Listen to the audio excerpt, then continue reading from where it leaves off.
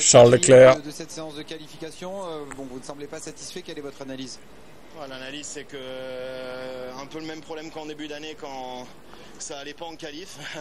Là, ce week-end, j'ai pas réussi à mettre les pneus en température, jamais. Qu'on fasse un prep, qu'on fasse pas de prep, qu'on fasse n'importe quoi, ça marchait pas. Donc au bout de 4-5 tours, on est très rapide, mais bon, 4-5 tours, on les a pas en qualif. Donc j'ai pas fait un bon job sur ça. Carlos a réussi à les mettre en température bien mieux que moi, et c'était le cas aussi en FP3, en FP2 aussi. J'ai essayé de bosser, mais j'arrivais tout simplement pas. Donc j'ai de l'espérance pour demain parce que je pense qu'on a vraiment enfin en perfo course, on était très très rapide, mais je sais pas si ça m'a un peu donné un peu plus de mal pour aujourd'hui. On verra demain.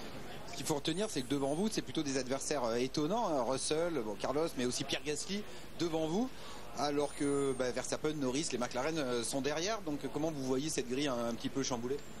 Bon, Pierre a été exceptionnel, très honnêtement. George a fait du très bon boulot aussi. Je pense qu'il y a vraiment quelque chose avec les pneus. Ils ont eu plus de mal avec la dégradation que nous toute l'année. On est arrivé ici, on savait que mettre les pneus en température, ça va être la chose la plus importante. Et Mercedes était extrêmement rapide. On regarde leur premier secteur, je crois que je prends 6 dixièmes dans le premier secteur seulement, donc ça fait mal. Après ça, on essaie de récupérer, mais c'est pas suffisant. Merci. Et les réactions? Ouais, un peu décevant, Georges, mais bon, après, Charles, mais bon, après...